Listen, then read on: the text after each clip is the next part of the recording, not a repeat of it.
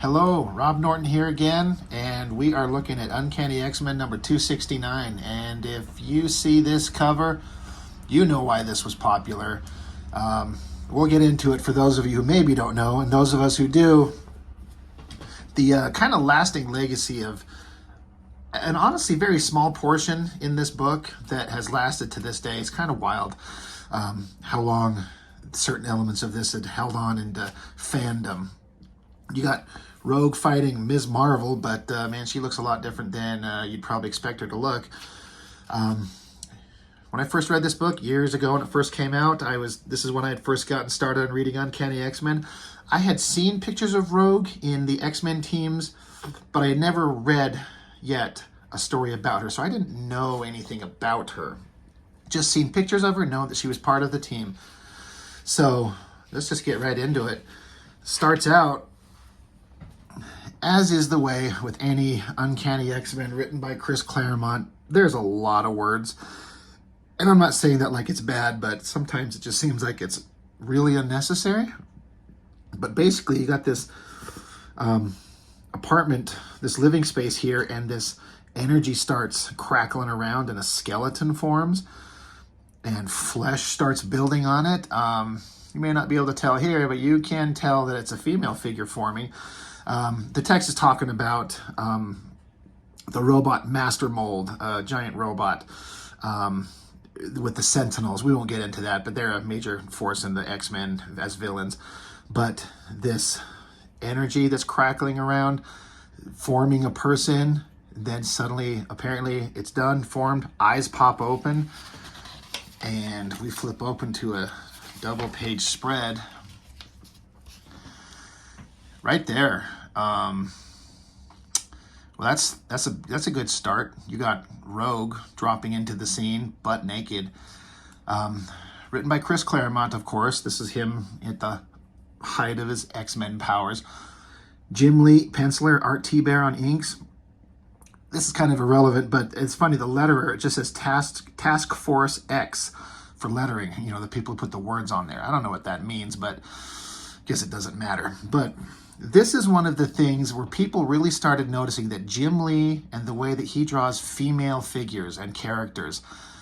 I mean, it's not to say that other artists previously to this had not drawn very attractive women, because it absolutely is true.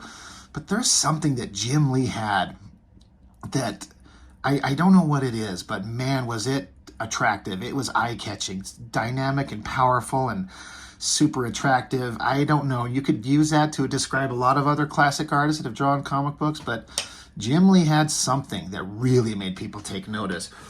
And I'm not going to lie to you. I mean, this is printed in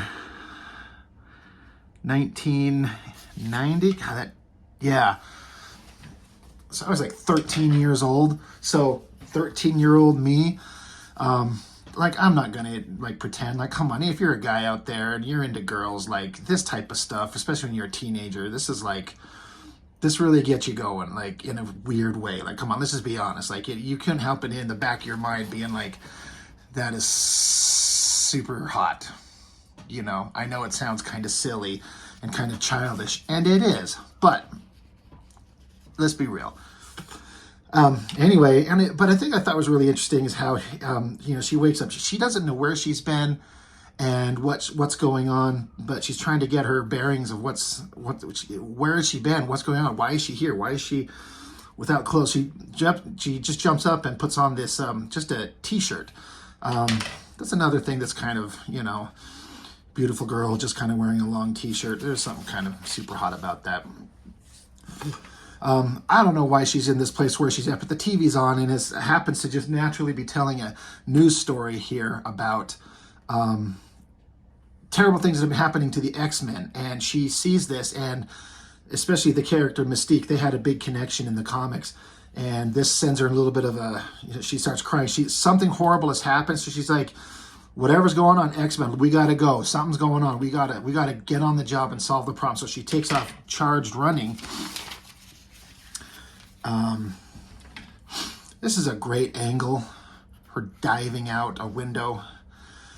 Again, really attractive, like just the girl. And I know it sounds childish, but come on, like come on, a hot girl in just a shirt. And I like that it's sexy without being like gratuitous or disgusting. I just reviewed a book very recently that it was so over the top and how gratuitous it was. You could go find it on my channel. It's the book called Lethal. It's so ridiculous, but this is the kind of a balance between attractive and sexy, but not gross. She jumps out the window because Rogue, historically, her powers are flight. She can fly, but she tumbles to the ground. This little collection of scenes here as she falls, all these great figure drawings. I think that, but she can't fly. She lands on the ground, and she's like, ow, holy crap, I'm supposed to fly. I'm supposed to be invulnerable, but none of that's there. What the hell has happened to me? She looks up, and here's this robotic kind of looking figure wearing like a Punisher skull shirt with like the little circle and cross, like the no sign, whatever that's called. And this is one of the Reavers. He's like, I'm pretty boy, nasty tumble, need a helping hand up. So she jumps up, again, looking pretty attractive. But here are the Reavers, these guys that Wolverine, many issues ago, shredded these guys up and they are rebuilt as half human, half robots. Again, this guy, he's part tank. Like, that's pretty awesome.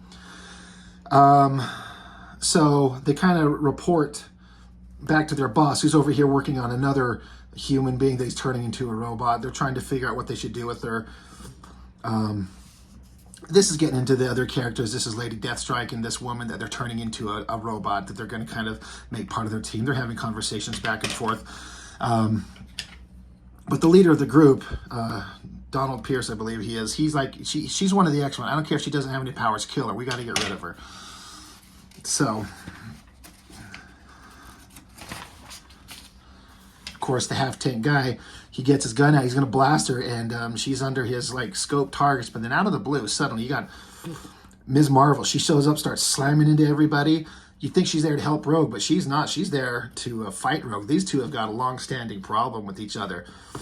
But Ms. Marvel starts taking out all the Reavers, and amidst the destruction and all this, Rogue takes off. She runs across this character. He's a Australian Aborigine. They call him Gateway. He has an ability to swing this rope bolo thing of his and open up portals to transport around. This is something that the X-Men used to get around for a while.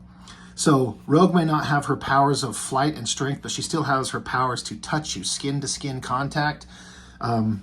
She can absorb your memories and abilities. So she goes up to him. Now, why she has to kiss him? This is something they do in these X-Men comics all the time. They always have Rogue kissing somebody or somebody kissing her to take her powers, or she takes theirs. It doesn't make sense. She could just touch him with their finger. So it's kind of dumb, but she takes his powers, his abilities, picks up his little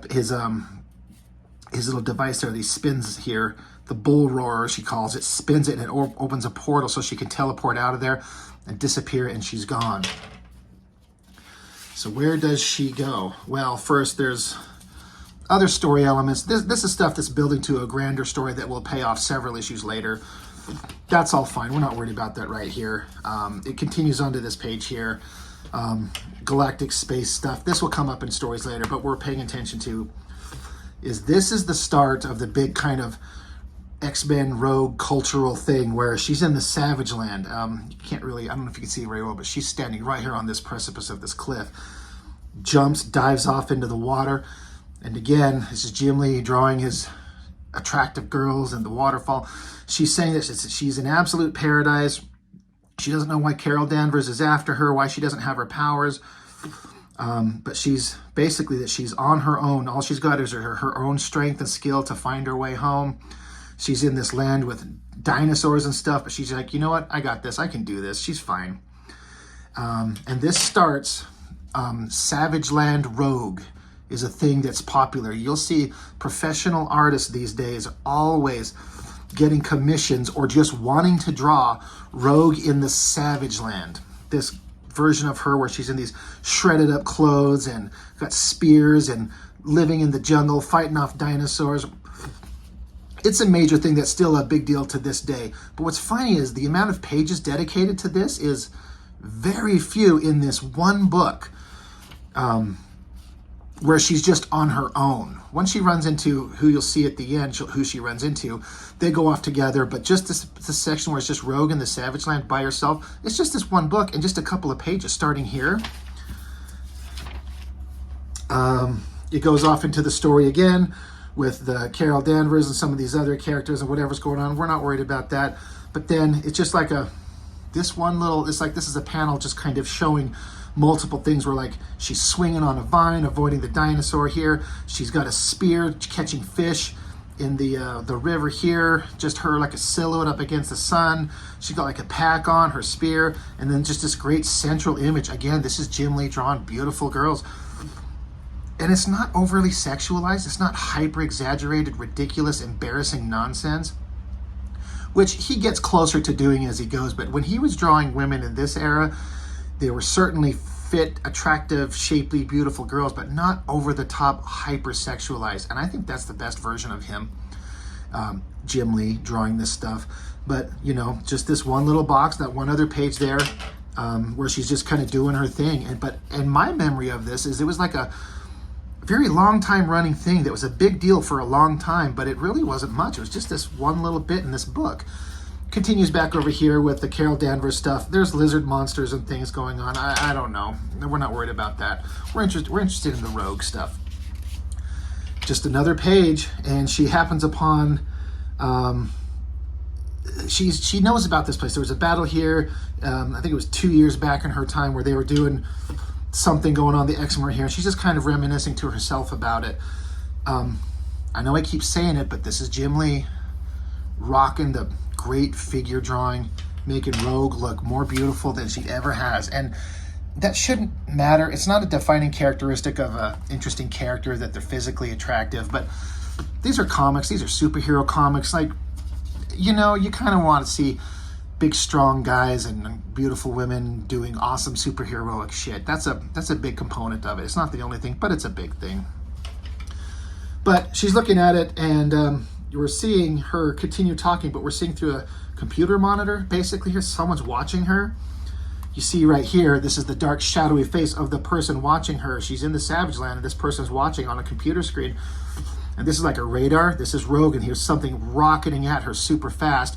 She looks and sees the two dots are closer, and boom, there's Carol Danvers, Ms. Marvel, again, smacking the shit out of Rogue, which, with Rogue not having her invulnerability powers, that probably would have killed her.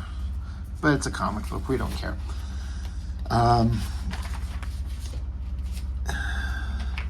And for whatever reason in the universe, she's saying to herself, Rogue here, that whenever she's in close proximity to Carol Danvers, they share the same powers. I never read it. I don't understand exactly how it happened, but in the history of the X-Men, somehow Rogue did grab onto Ms. Marvel and absorbed her powers, and she held on long enough that she permanently kept them. That's where Rogue got her abilities of flight and strength and invulnerability from Ms. Marvel. Why Ms. Marvel's looking like a lizard creature here, it's part of the story. I don't care. She's pretty gross looking. Jim Lee draws some great stuff. Rogue's starting to turn into some kind of gross creature. So she decides just to get into the fight and get it done with as quick as she can. It's a great image of her punching her there. I always really like this shot. This great, like, low angle shot looking up at Rogue, the face and the arm holding her up in the air looks great. And then this, another great figure drawing. Rogue beats her a bit. She has mercy on her, but Lizard Ms. Marvel jumps at her, keeps going, and gets her in a chokehold. Great drawing, great figures. Jim Lee is the man. This is where we all started really paying attention. We all started really looking at this going, there's something to this. What is going on here? And then, well, Ms. Marvel, suddenly she turns back normal looking, and Rogue has suddenly become the lizard creature looking thing. Ms. Marvel gets blasted from the back, energy blast through her from the guy that was watching before. He's standing there, and the two girls are there, kind of mostly human looking there. Great figure drawings. And we cut back to, here's this big giant castle. Energy crackling everywhere. This is Rogue with some kind of experiment happening to her. She wakes up. She kind of feels good. She feels revitalized. She feels energized. She's like, who the hell is this? Who are you? Why do you have me? What's going on? She's like, wait. And he speaks. He says, you have nothing to fear, Rogue. She's like, he knows my name, and I know that voice. And he's like, yeah, you know who I am. And wide-eyed Rogue, Who is it?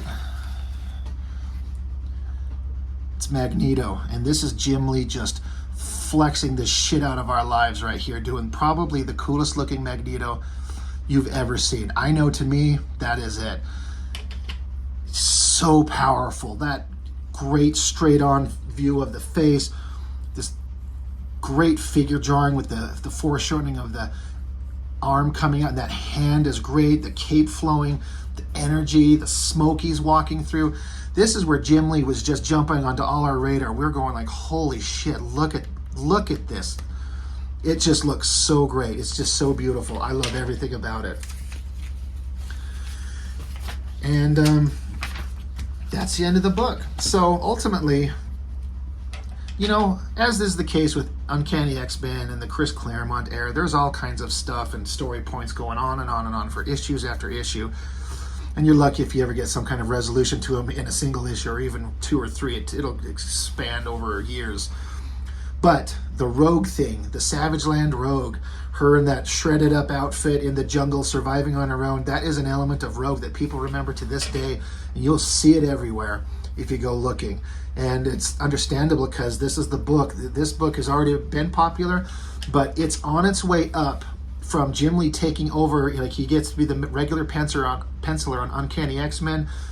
And after a good run on that, he jumps over to X-Men #1, where he takes over as full-time penciler on a brand new title, and it becomes the biggest selling American comic of all time.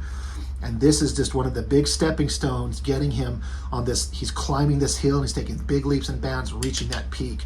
And this was a good one because, be honest, Jim Lee can draw some beautiful women. Anyway, that is what I've got for this one.